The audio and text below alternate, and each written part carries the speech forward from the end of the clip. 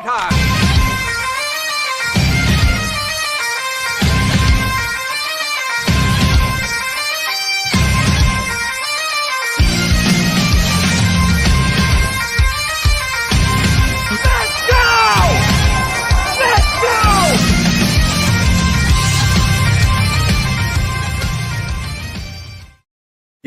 Yo, what is going on, Patriots Nation?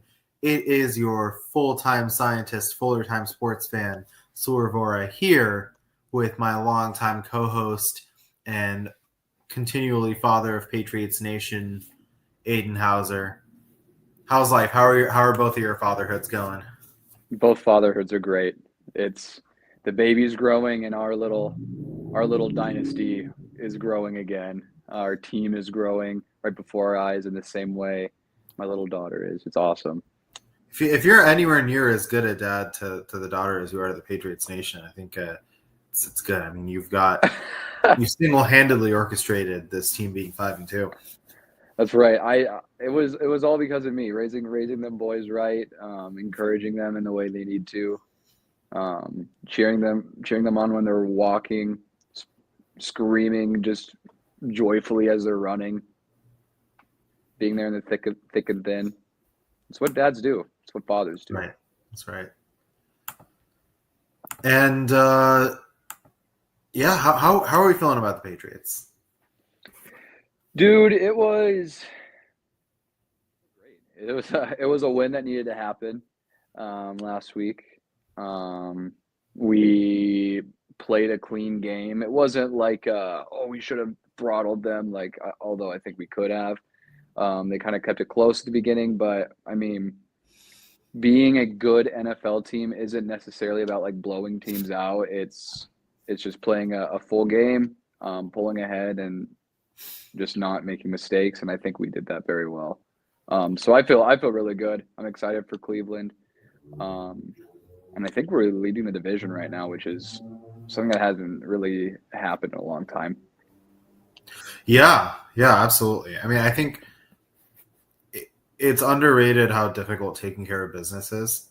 And we're kind of, after this Browns game, we're kind of getting back into the difficult portion of the schedule. So it's important that we won this. It's important that we win next week. But being favored is something that's new to the Patriots. It's new to Drake May. It's not new to Mike Vrabel, but at least as a player. But it's, that kind of mentality takes some getting used to. You no longer get to be the upstart that everybody gets shocked when you win. People are game playing for you. You have the real threats that you've established. So, and then on top of that, you're playing an away game.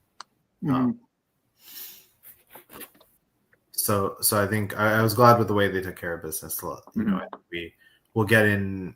kind of get into the nitty gritty later, but I wasn't happy with the way they started. I thought their defense was a bit sloppy. They were leaky on the secondary side of things, allowing too many chunk plays. But this is really where I think I've been seeing the difference between Vrabel and Mayo, that adaptability of like, all right, my first plan didn't work.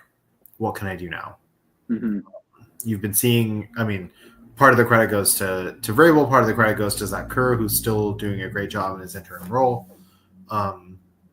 Obviously, on the offensive side, McDaniels also made the adjustments he needed to open things up for the offense, although it was a pretty clean game throughout for that side. Yeah,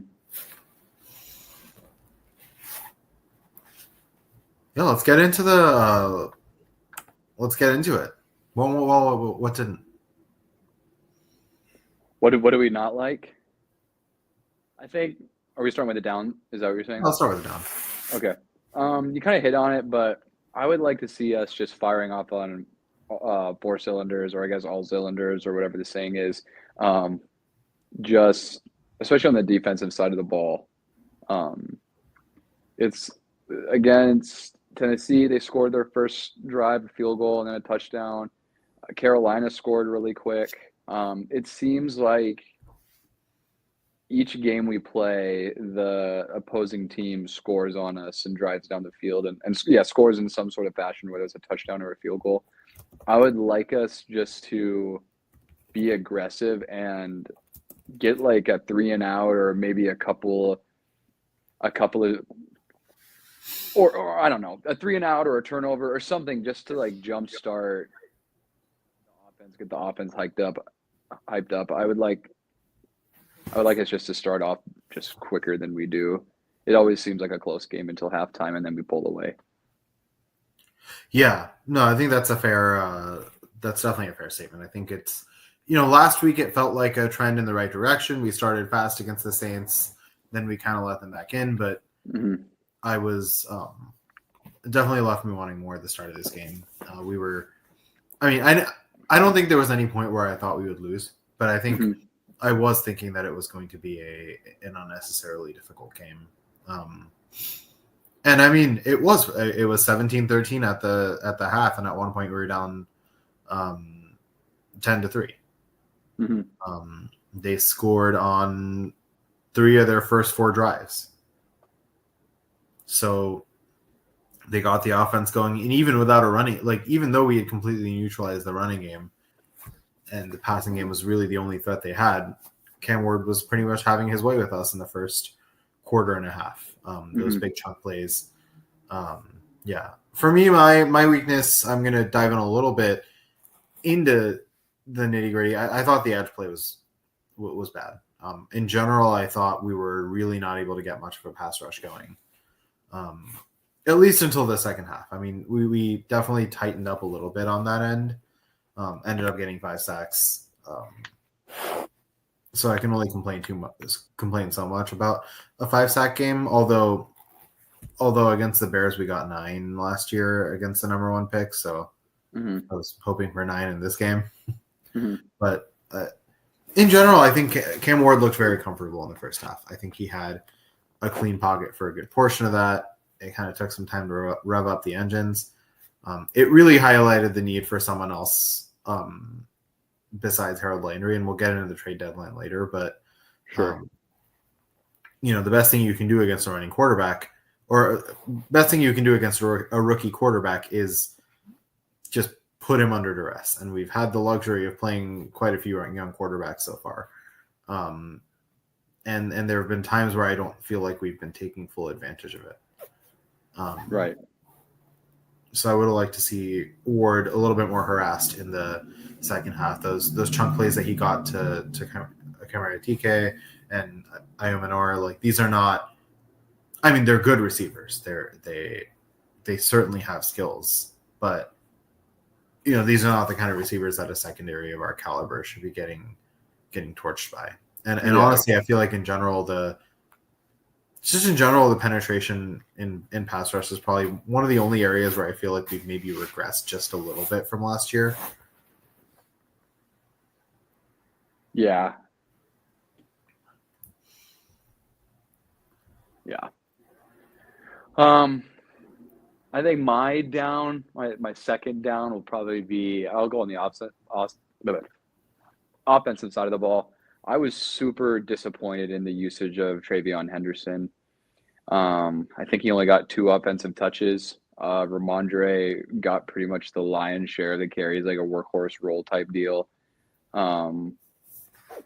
It was just a little bit disheartening thinking that, okay, this is kind of a bad team, not a great defense. Like they don't really have much going on for him. Maybe this is a good time to try him out, kind of give him maybe some confidence, and then he has 2 touches. I'm sure there's some sort of coaching element to it of, oh, he's not ready, like he's younger, we're gonna just kind of get him up to speed. But it's like at the same time, we used a 2nd-round pick on the guy. Like why can't he at least get a 50-50 share with Ramondre? We've seen Ramondre succeed in a split backfield with Damian Harris years ago, and then we've also seen that Travion with a split backfield with Quinshot and Judkins. So why are we not doing something like that both of them are used to, and utilizing both of their skills? Yeah, no, I fully agree. it felt like it could have been a get right game for him. It certainly was for Stevenson, right? So why not? Especially when you see what's happening there, why not try to see if you can create the same thing with him? And then, sure, if you're not going to give him touches in a traditional running game, look, we drafted him in large part for his versatility. So use him in those ways. Try to use him in the passing game. Whatever you need to do to get the guy going. This is not how you use the second round pick. I mean, Terrell Jennings got more carries than him. So it's been baffling me their usage of him. I think it's been one of the things that McDaniels hasn't gotten much wrong this season, but I feel like this is one area where I feel like he needs to be a little bit introspective and look at his approach. I mean, especially with no Antonio Gibson, this is the time for Travion Henderson to really establish himself on this team.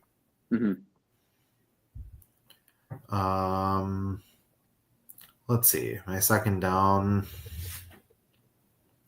It's tough. It was pretty good. It was a pretty good game.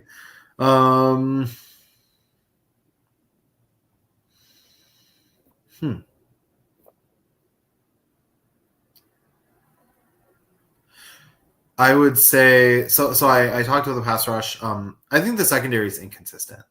I think you see some really great moments from them. I think there's also moments of weakness. I feel like we're allowing more separation than we should be. There are times where I feel like we see a wait and see approach where we keep a certain amount of separation, let the completion happen, and then make the tackle for just a few yards after the catch, and could use some more aggression. I would like to see more in the way of actually breaking up passes and getting in the way of things. I think we only had 2 pass breakups all game, and then the one interception. I think we're capable of a lot more than that. So, yeah, I think I'd like to see the secondary just be a little bit more aggressive. I've yet to see Christian Gonzalez really have that. Like, he's been good, but I've yet to see him have that kind of signature game to reestablish himself near the top of the NFL. I've seen, he's clearly established himself as our top corner, but I had all pro type expectations for him this season, and I don't feel like he has quite delivered on that. Still hasn't had a pick this year. I'd love to see him pick off Dylan Gabriel this Sunday. I just twice. Yeah. See, I feel like he's. I want more Gonzo. I want more more aggression from the defense in general. I feel like part of it's that teams aren't really throwing his way. I think he's having that positive effect, but would like to see us get more. Like I feel like we got takeaways, but it was in large part induced by like mistakes from Cam Ward and not by brilliant defensive play. Right. Yeah. Yeah. I think that's a down too. I want to see Christian Gonzalez. Yeah. Maybe just lock down Judy. Just take Judy completely out of the game this week. That would be awesome. Even if it's just that, not even a turnover, but just Judy just does 2 for 12 yards or just something crazy where it's just like, yeah, he was a non-factor at all. Yeah, no, absolutely. Because I mean, Cam Ward had a passing touchdown and 255 passing yards. Like that is not an ideal defensive stat line against a player who's not really been playing that well this year. Yeah. And granted, I do think Cam Ward is talented, and I do think he has got potential. Probably just stuck in a bad situation, but he really hasn't been able to get much going all season. I feel like this actually was probably one of his better games of the season. I want every quarterback to have their worst game of the season against us. Every single one of them. Is that too much to ask? No, not with the defense that we have. Exactly. Yeah. But yeah, I mean, I think this was his second, other than the comeback win against Arizona. Oh yeah, other than the win, this was his best statistical game. The most yards per attempt he had, and which isn't surprising because he was able to get the deep passing game going. 73.5% completion was infuriating for me. Best game in terms of rating as well. Yeah. Especially because I'm pretty sure he had like the lowest completion percentage out of all starters with like 55 or something. Yeah. This was by far his best game of the season, completion wise. And so, yeah, I think, again, it's kind of that synergy, right? Like the pass rush could have made him more uncomfortable. Although, I mean, they had 5 sacks, which was the second most he's allowed. So at that point, the secondary's got to do their job. Mm-hmm. If Dylan Gabriel has 255 yards, I will be very upset. Yeah, I'm gonna punch a hole in my drywall or something. Yeah, even if we win. Yeah, exactly. But yeah, more. I need more. I'm getting greedy. I'm feeling what I felt during the dynasty games, where I'm starting to find the wins unsatisfying. I know. We need some blowouts. We need. The basketball season started today, and this was the first time in a long time where I didn't spend the first 4 weeks of football season anticipating the start of basketball season. Yeah.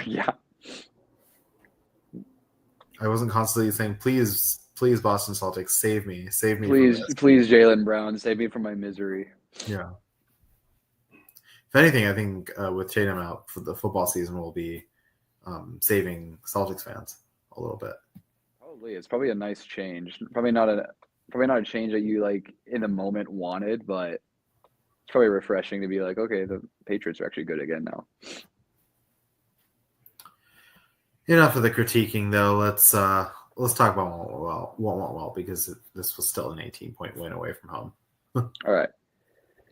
I'll go kind of like, you'll look at the stat line and be like, that was all right. But Kayshon Boutte has been phenomenal. Obviously, he's not putting up these big gaudy numbers, but like the guy makes big plays when you need it. And I think he has like 5 touchdowns on the season, or 4 or something already. Mm-hmm. But he had another big one. And he's kind of just one of those players right now that like anytime Drake needs like a big play, usually the ball goes in his way, and it's like, even if it's contested, like the guy comes down with it. So he's just turned into like a really reliable like number 2 receiver. I think him and Diggs are like awesome as like our 2 outside receivers. Or I guess if Diggs is playing in the slot, our slot and outside receiver. But I think Boutte's really come a long way since his rookie year, and even last year, like really solidifying himself as like a solid number 2 option. Yeah. As far as receivers are concerned. And then it just makes me excited to see the kind of player he can become, because we know how crazy good he was in college, and what kind of potential he has. So if he keeps turning like the intensity up, like he can be a really good player and a really valuable player for our team, even more so than he has been just this whole season and last. Yeah, no, I fully agree. He's our leading touchdown getter this season, mm-hmm. unless you count Drake May, which you can't, because he's the one throwing all the touchdowns. But I mean, he just makes big plays at the right time, and he's just Drake May's favorite target. Like,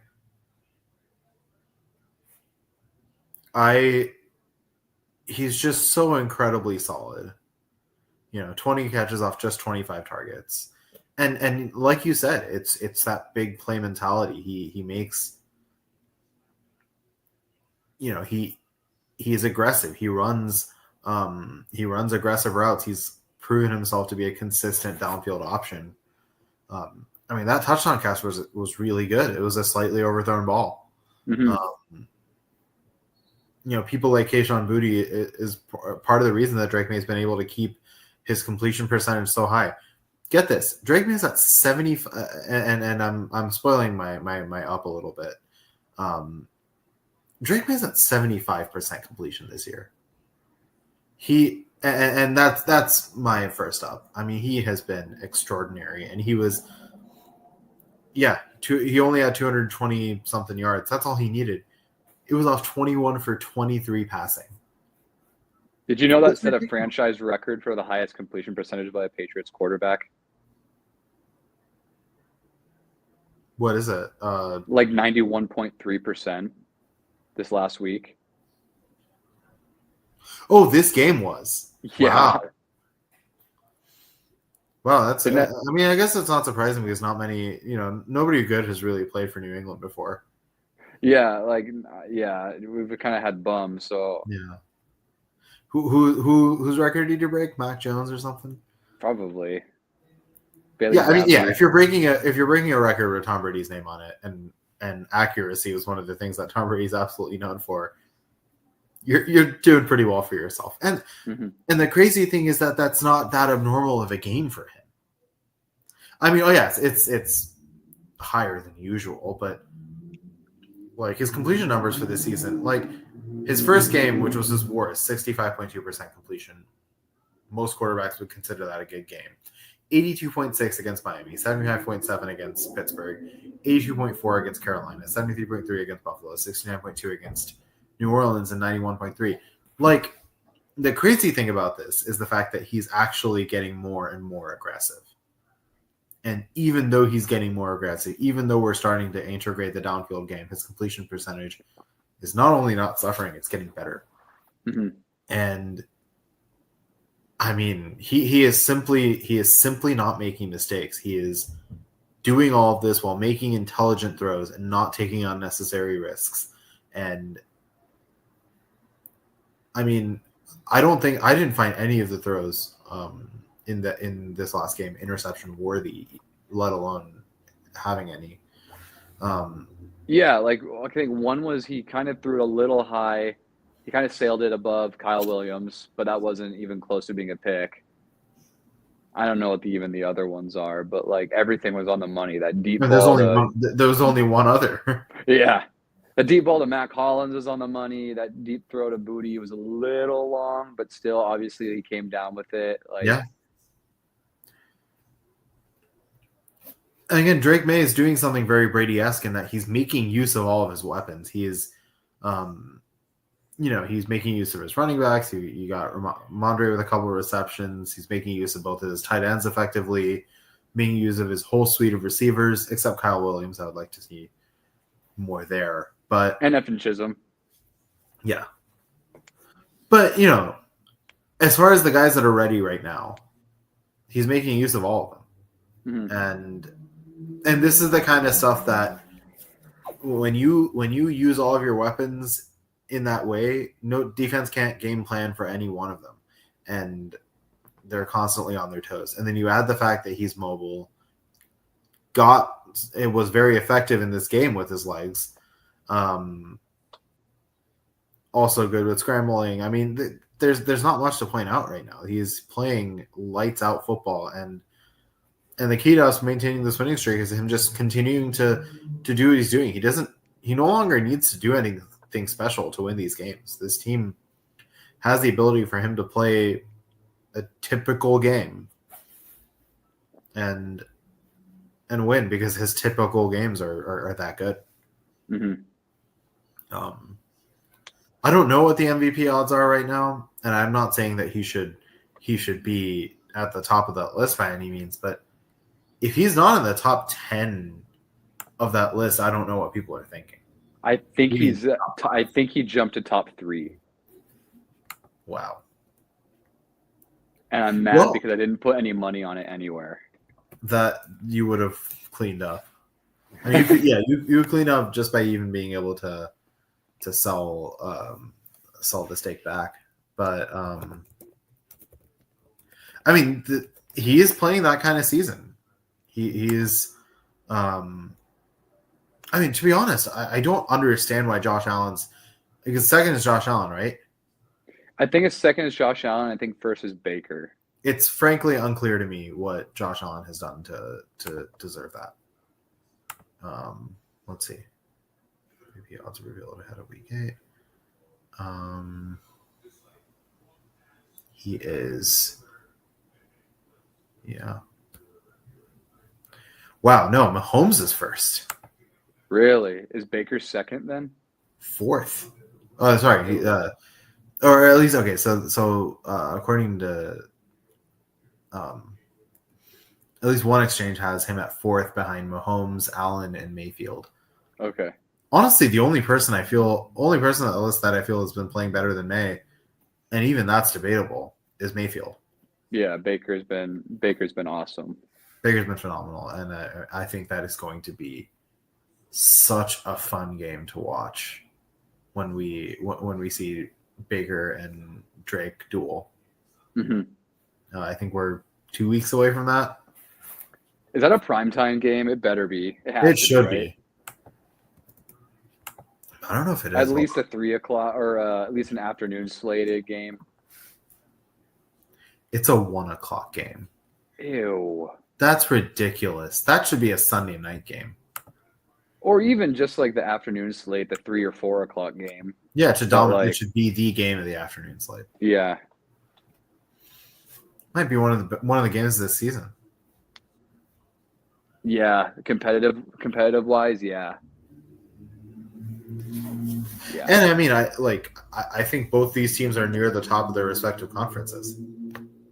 Yeah. The Bucs might be the best team in the NFC.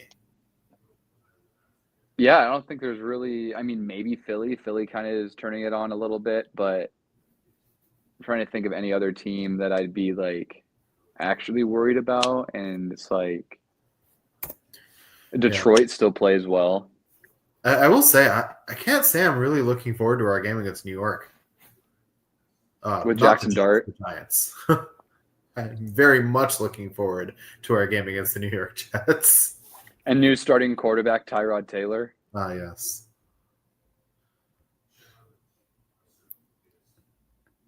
I think that could legitimately be a difficult game for us. Yeah, with Jackson Dart and his mobility and just he's playing well. He is. But yeah, the digression aside, I do think, I mean, from this game and just from the season, a big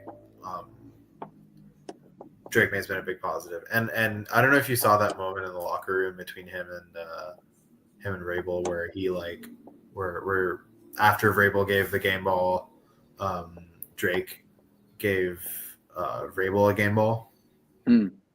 But I mean, yeah, Drake's taking that leadership, and he understood what the occasion was. That it was a revenge game for Mike, and kind of recognized him in that big stage. Mm-hmm. It's nice. We're getting to see these weekly locker room things that rather than just we saw it on week 1. Are we ever going to see it again? Yeah, exactly. It's becoming a natural occurring theme here, a reoccurring theme. I mean, yeah.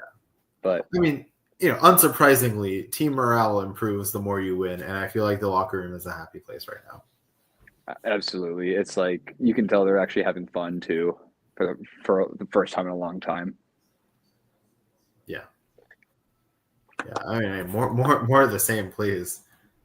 All right, what's the second up?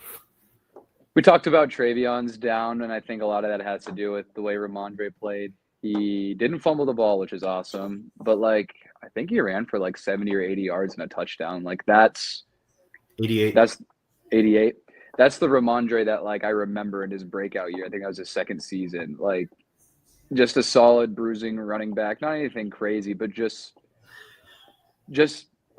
taking what the lanes give him and just hard fought runs, just good chunk plays, and that's what he did. He was reliable,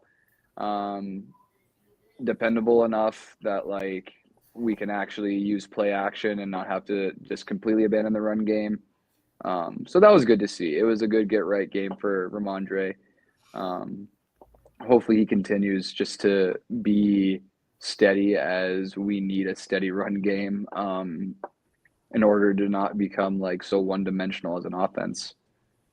Yeah, no, I fully agree. I mean, every time we think about whether or not he should be cut, he reminds us of why he hasn't been. Mm-hmm. Multi-dimensional back, can do a lot of things. He just extremely solid when he's playing well. And he's resilient. I mean, he's taking these fumbles and all that criticism in stride, and it's just doing a good job. Did he fumble against New Orleans? I'm trying to remember. I don't think he did. So that's 2 games in a row. Let's keep that streak going. Mm-hmm. No, I mean, I think especially with Gibson gone, it's important that Mondre plays really well, because honestly, if Mondre doesn't play well, who do we even have at running back if we're not going to use Trent Henderson properly? And right. So he could not be choosing a better time to elevate his level. Right. My second up, I'm going to go with Will Campbell.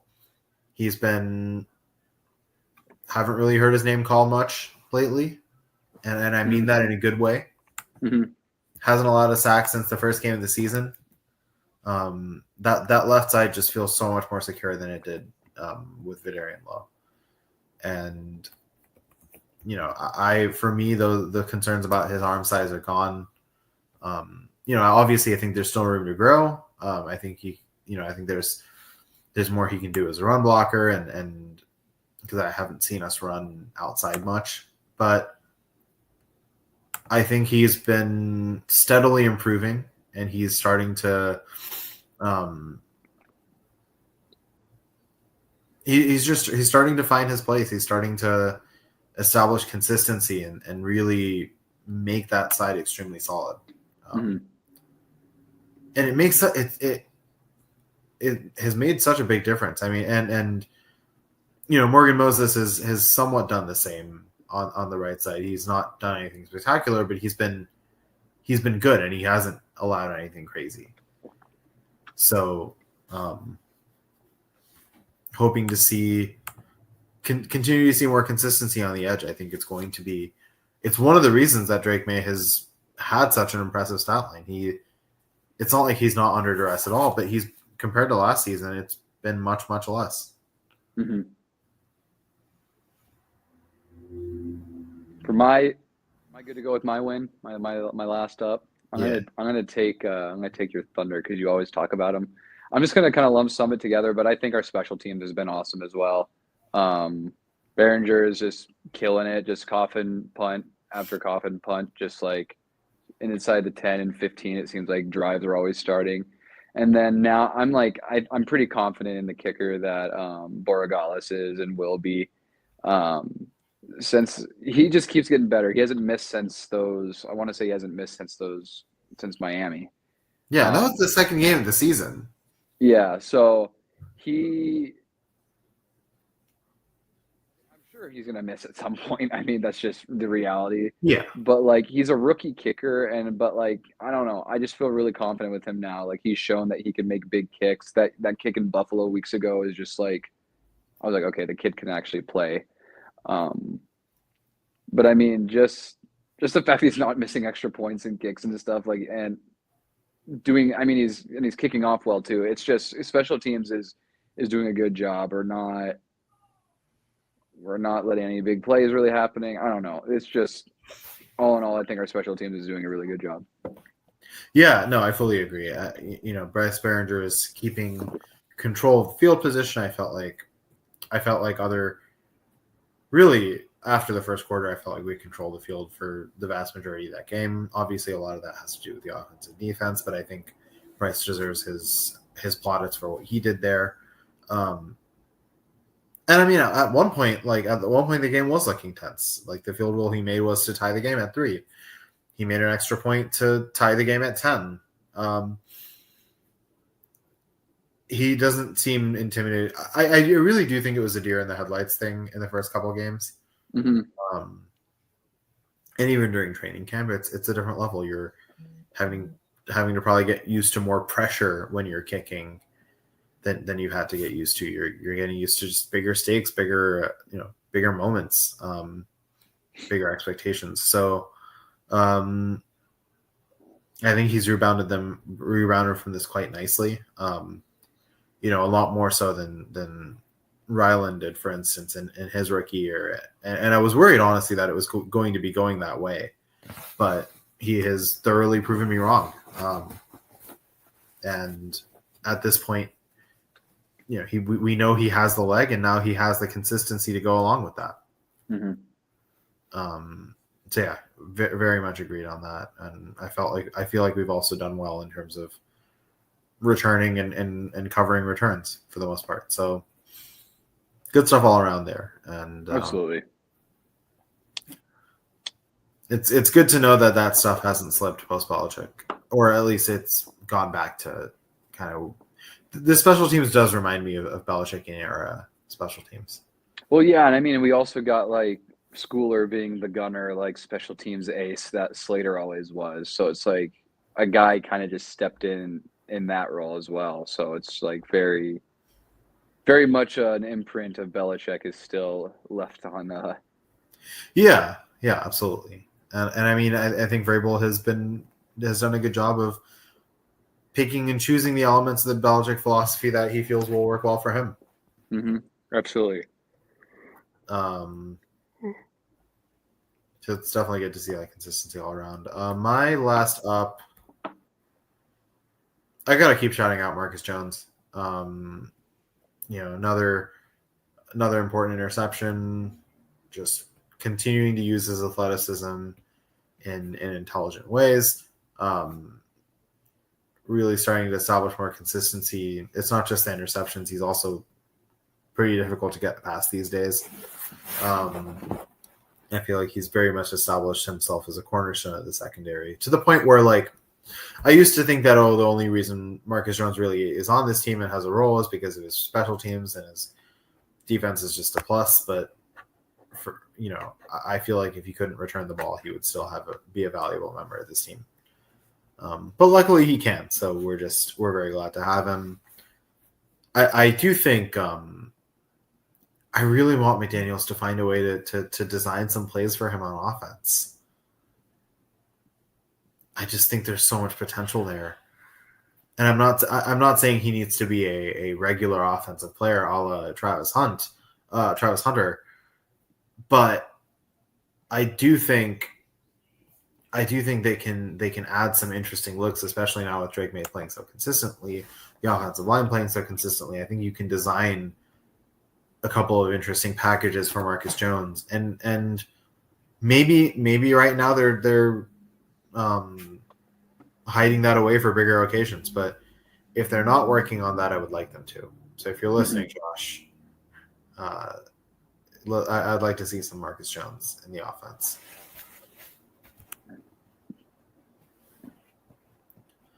But yeah, good game all around, and now we're on to other things. It's gonna be another game where we're probably gonna be favored by a decent amount. But the Rounds are coming off a big win against Miami, 31-6. They looked solid on offense and amazing on defense. Mm-hmm. What are your initial thoughts on this game? I think initial thoughts are, if I were to guess, I think McDaniel just kind of lost the locker room. I think it was kind of a cultural loss as well as just talent of just like, I don't think they really have an identity right now. Like, what kind of team do they want to be? Tua's playing a horrible. They seem like they're just kind of giving up. No Tyreek Hill as well. No Tyreek. With that being said, I think he does have a good defense. I don't think it's good enough to keep us to 6 points. But also, I think we have a way better defense than Miami does. So I don't think there's also a way that they put up close to 30 on us as well. So I don't know. I think if anything, that it was good that they blew out Miami just to show us like these guys actually can put up points. So we can't take them lightly, even though they're not a great team as far as record shows. So I don't know. I think this is another very winnable game. I think a lot of it is just going to really depend on One is keeping Myles Garrett for sure just in check. So that'll be just getting the ball out quick, probably not running it to his side of the field.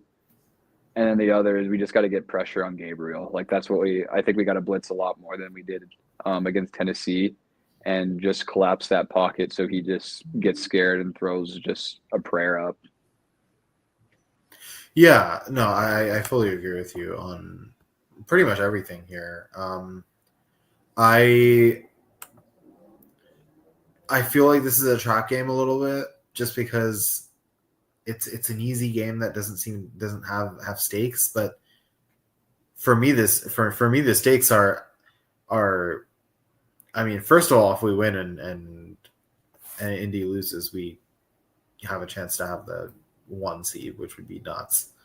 And keeping our role, like at this point, the stakes should not be attached to the opponent. They should be attached to, because we're a contender, to our contention. Can we stay on top of the AFC East? As long as we keep winning, we can. And so I think we're at the point in our rebuild, I think the rebuild is kind of done at this point. We're at the point in kind of our come up that we can start thinking about what winning means for the future of the season. So we should win to win.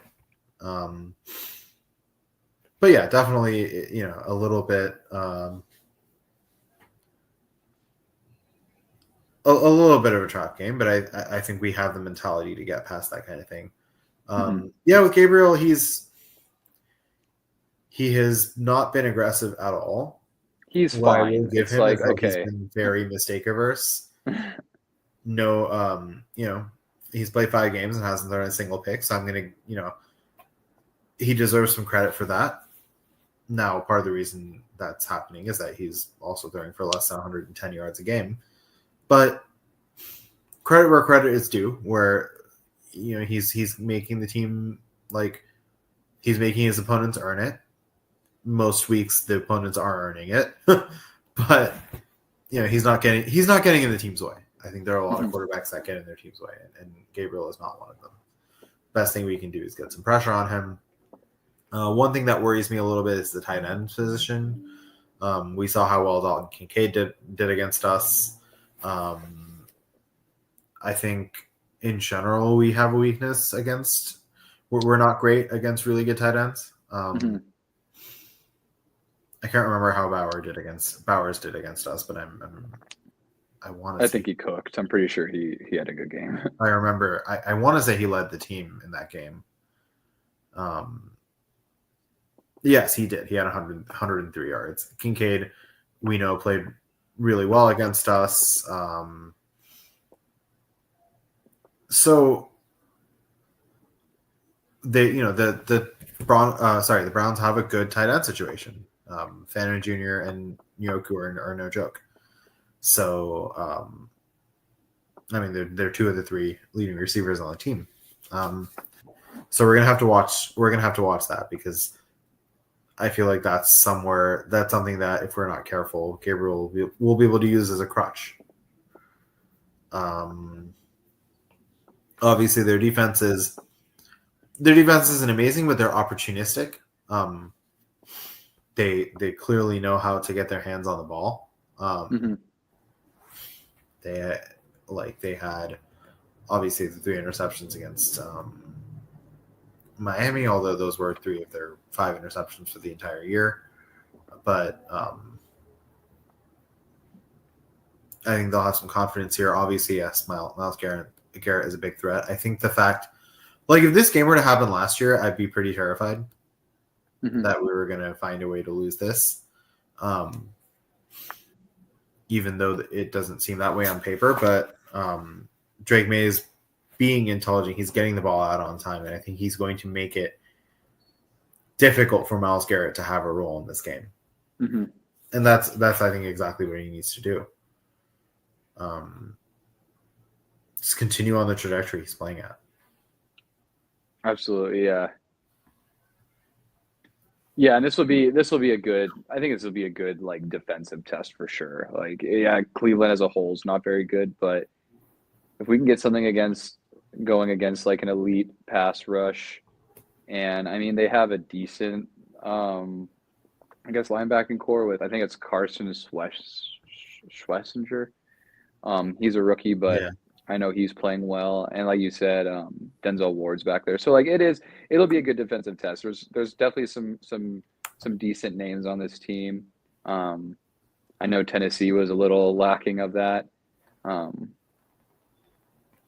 yeah, I think it'll be cool to see how we kind of handle this elite pass rush because I know Max Crosby gave us fits week 1. Yeah. I mean, and that's true. I would reckon that if that game were to be replayed, we'd beat the Raiders pretty easily. But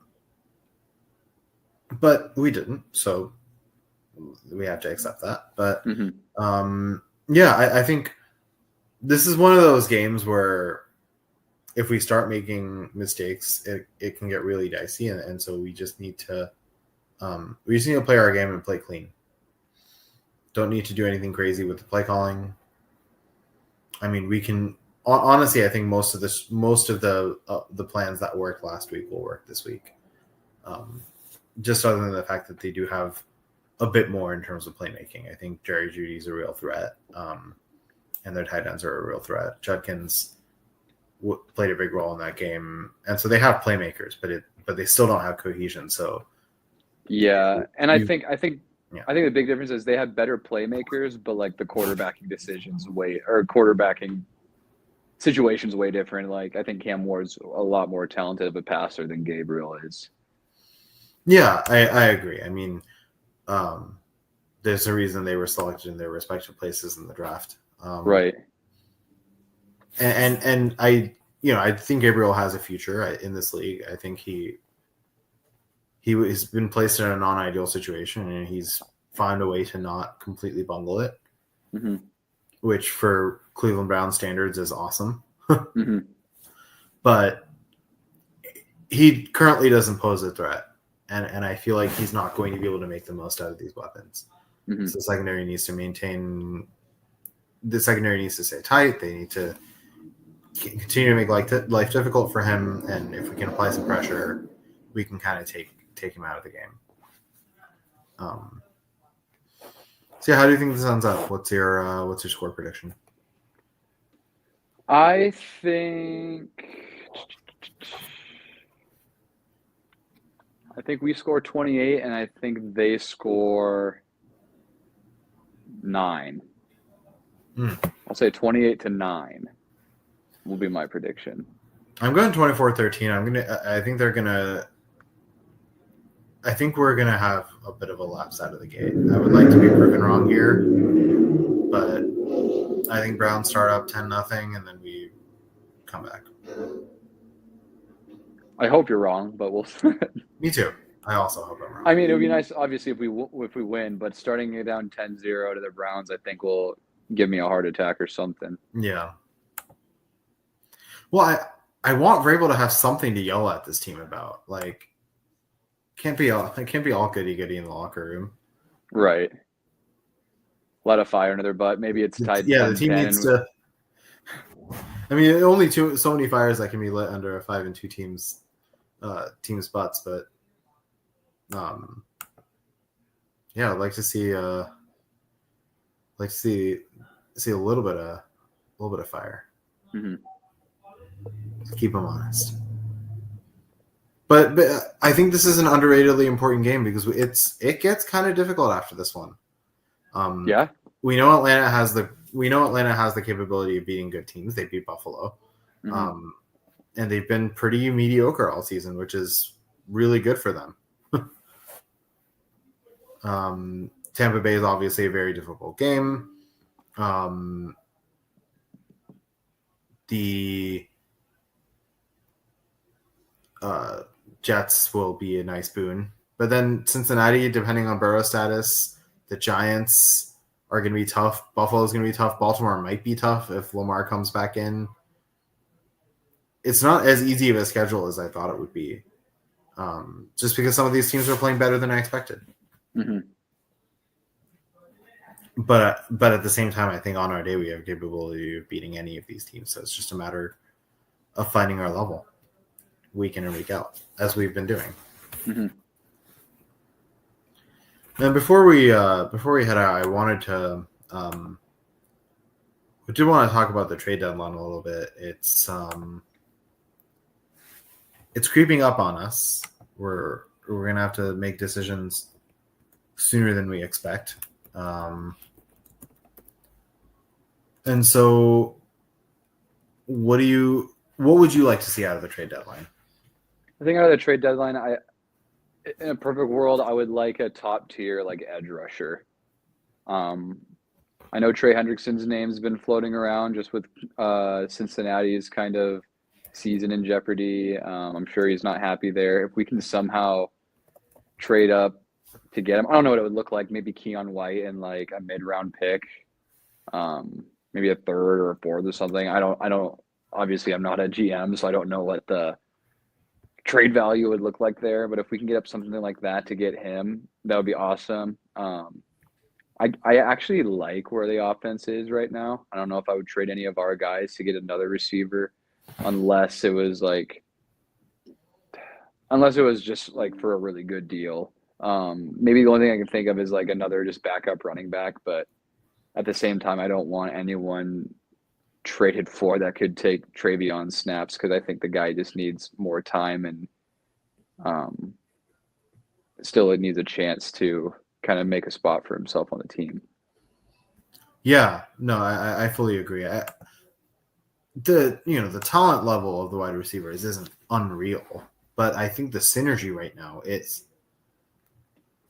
And again, Drake May is liking throwing to these guys, so don't change that. So for me, I agree. I agree with Edge. I have my eyes on Hendrickson as well, but if not, I also really do like Jalen Phillips. I've heard he's also kind of on the trade block, and he's quite solid. Would also be nice to take someone from the division. I think he would be for a cheap price too, because I think he has 2 different ACL tears since being a pro. Right. But I really like him as a player as well. It would be kind of cool if we got him for a good value. Yeah, agreed. Tyree Wilson is also a potential option. Not the most amazing edge, but he's had a decent-ish season for the Raiders, and I know he's on the trade block. Yeah, there's definitely some options there. So I think that's probably the position I would like them to address the most. Then there's a part of me that also wants them to do something at running back, because we don't see too much right now. Like Mondre is starting to get back, but I would still like to see more consistency out of him. Obviously Gibson is injured and Henderson isn't really being used. So unless we can show that we can show that we can use Henderson, that the running back might need to be addressed. Mm-hmm. I don't know if you've been hearing about there being rumors of us trading Kyle Duggar, but what do you think about that? He's not even really playing meaningful snaps at this point, if I'm not mistaken. Because I want to say, I think Jalen Hawkins has been starting over him, hasn't he? Yeah. That's so weird to me. I don't know what the drop-off in play is. It's weird how we're going to have a season potentially without Duggar. I guess Duggar's not really playing anyway, so like Duggar and Jabril Peppers are both going to be gone. It's just kind of funky. I mean, if we're not playing him and someone thinks he still has juice in the tank, why not capitalize instead of cutting him and losing out on, I guess, some sort of trade? Yeah, I agree. We can get value there if we're going to cut him anyways. It's looking like he's trending towards that way, probably next year at least. I don't know what we would get in return, but I don't know. I saw a rumor when I was looking at ESPN earlier today him for Damian Pierce with the Texans. I think that could be an interesting. I think that could be interesting for us. Mm-hmm. We get a solid running back. They get a backup safety, but someone we know is very talented on his day. Mm-hmm. So, I know like Duggar. I think Duggar was a big reason that the Saints got off to a hot start on offense against us last week. I know he played. I think he played for Hawkins in that game, and it Rattler looked quite good, and there wasn't much in the way of safety help. So wild how quick things change, because he was a great. I felt like he was a solid player for us for a number of years. It looked like a steal of a draft pick. Yeah, absolutely. Mm-hmm. But yeah, I mean, I think if we can capitalize on someone really wanting him, I think we'd take advantage of it, because we're not really using him. Also because I can't find much. There's not much in the way of players I would trade from this team right now. Mm-hmm. I guess others, like, I might consider shipping Keon White the way he's playing right now, but I feel like his stock is also really low as a result of that. Yeah, so no one's going to want to pay top dollar. Right. But we have so many just new pieces. It's like, and it's working. I don't want to trade any of those guys. Like, even like a Mac Hollins, like, he's not wowing you with like highlight reel plays, but like he's had a couple of like really huge, significant plays of like that big sideline catch. He's had a couple of those. Like he doesn't drop the ball either. Yeah. Also, speaking of catches, Demario Douglas is finding a bit of a renaissance. That was one-handed catch was just incredible. Saved the drive because it was 4th down also. Right. And not a great throw. And give these guys credit for why Drake May part of why Drake May has such a high completion percentage. I mean, he's been great, but it'd probably be somewhere around 60, 70 with last year's receivers. Yeah. And I mean, yeah, again, to like Booty too, like a lot of these guys have just been playing way better than I think most people thought that they could play. And they're growing. Mm-hmm. They're improving. They're learning from their mistakes. Not that Keyshawn has made many. He's been extremely solid and reliable. I don't really want to touch the receiver position. I think I want to get players and not give anybody away. That's the ideal. But I mean, it's like, okay, we go out and get an AJ Brown. We go out and get a Chris Olave. Who do we have to give up? I don't want to give anybody up. We don't even necessarily know that those guys would. Sure, Chris Olave is a better receiver than Kayshon Boutte, but can we really believe that he will, in a short amount of time, establish the kind of chemistry with Drake May that Kayshon Boutte currently has? I don't know. Mm-hmm. I don't think so. So yeah, I'd like to see them address edge and running back, but at the same time, I'm fine if they want to stay put.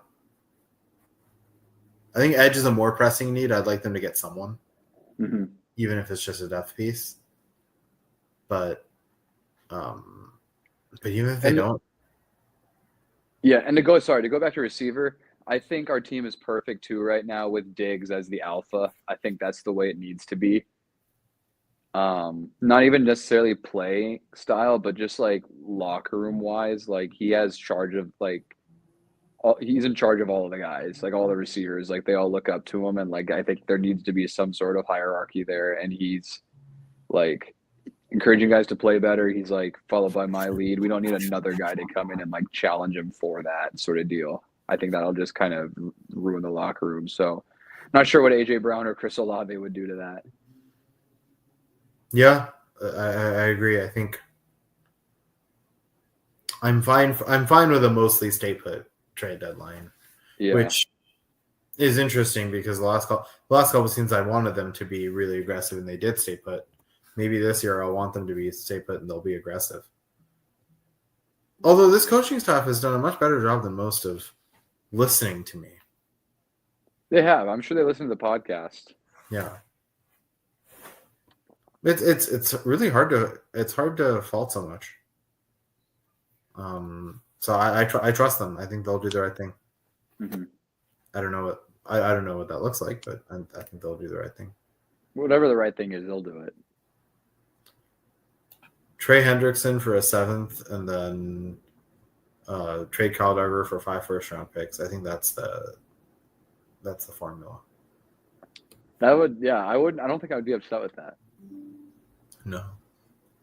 Use those 5 first-round picks and get Patrick Mahomes that he can be mentored by Drake May. Yeah, well, I think we could use 3 of those first to get Bijan, maybe 2 for Mahomes. That's right. There's the trade deadline. I'm sure teams will go for this. It's foolproof, really. Yeah, I going against Bijan in 2 weeks is going to be interesting. Yeah, it'll be cool to see how the run game plays against him, but also if Gonzalez can keep Drake London in check. Yeah. But we don't look ahead. We're Patriots fans. We take it one game at a time, and hopefully we'll be coming to you next week with an optimistic recap about our win against Cleveland. Hopefully, or we might have to cancel the podcast. That's right. I think I can get out of bed at 5-3, but I don't want to. It's much easier at 6-2. Yeah, well, yeah. Let's bank our losses for the big games, but let's also win those. Right. Let's just not lose the rest of the way. I think I'm cool with that. 14-2, 17-2, then the end of the season. Yeah, I'll sign up for that. I don't think many people would hate that as far as Patriots fans are concerned. Yeah. I'm looking forward to getting back to being the hated team in the league. Although I don't think we will. It's kind of hard to hate Drake May. He's a pretty wholesome guy. He's a good dude. He is. For all the wonderful things about Brady, wholesome is not one of the words I would use to describe Tom Brady. No, like Drake is very like Josh Allen, golden retriever vibes. You know, Josh Allen's mean. He took a lot of my dreams away. Like in that wild card game, he could have stopped scoring. That was an option. Yeah, you guys could have won by like a field goal or 2, not 30. Or he could have played in that Week 18 game so that the Patriots would have lost last year. He could have done that. Why? So we could just take Will Campbell at 1? That's true. No, we trade down to take Will Campbell at 4, meaning we get a couple picks in return and get even better players in this draft. I like that.